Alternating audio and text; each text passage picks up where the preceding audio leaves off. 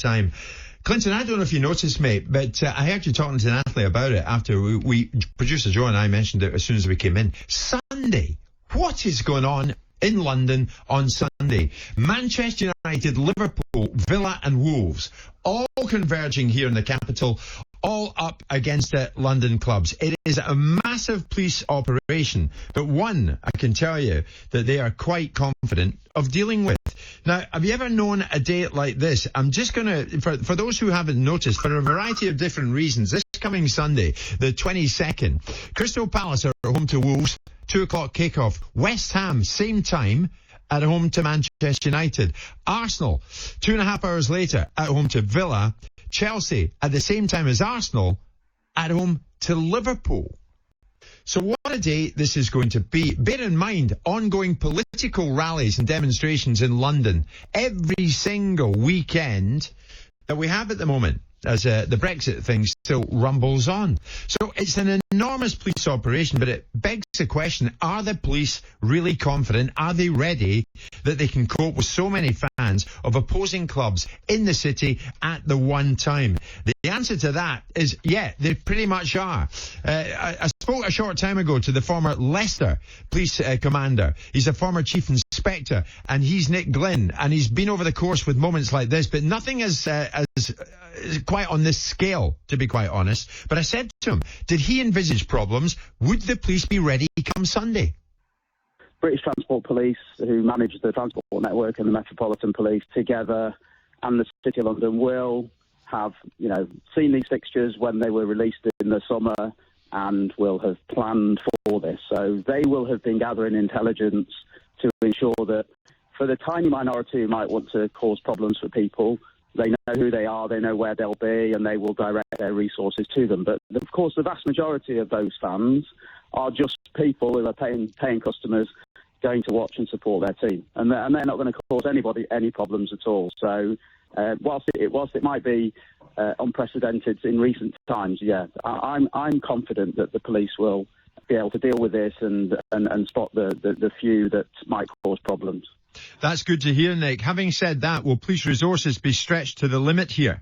The Met Police and the City and the British Transport Police manage these huge capacity events on a weekly basis. So for them, the fixtures or the subject matter might be different, but the actual operation, it's normal for them to plan for these big events. Do the police know where potential flashpoints may indeed occur? And also, do they have intelligence about some of the serious individuals who support their team but could be problems in themselves? Yeah, there's a really good system of intelligence linked to all major public events like this, but football in particular. So they will know who some of the individuals are, and yes, they will know where the flashpoints are, because they don't really change. So British Transport Police manage those flashpoints on all of the time, because the transport hubs where everybody's getting on and off trains are an obvious difficult, they can be a difficult location, and they will put the right resources in place and have intelligence feeds running on the day to make sure that they can spot things early, that they can nip things in the bud, and indeed that they can make sure that everybody else, is unaffected by those minor problems that they might experience. Nick, finally, without tempting fate here, I think it's fair to say that even though this is quite unprecedented on Sunday, we should have the utmost confidence in our police and in our policing. We should, because week in, week out, they manage these things. They do a good job. They have problems, and things don't always go as planned, and hopefully we learn from that.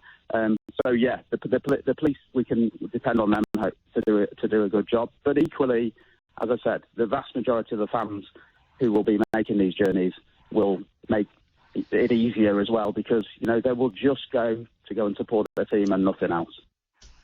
Interesting, getting the view there of former Leicestershire Police Commander Nick Glynn, who has been over the course with moments like this, but nothing quite on this scale.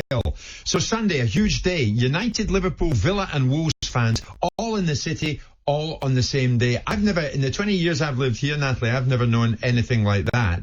And the four clubs at home on the same day: Palace, West Ham, Arsenal and Chelsea. Are the police ready? Well, Nick Glynn says they will be. Be in no doubt they will be. They'll be up for it and they will be ready to respond.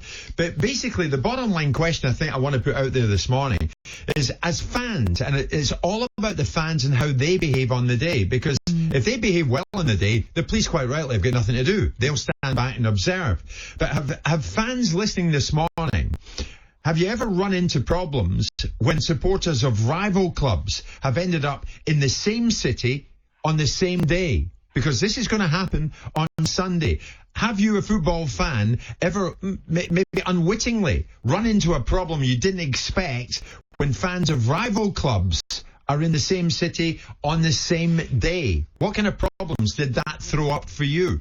08717 223344. You can get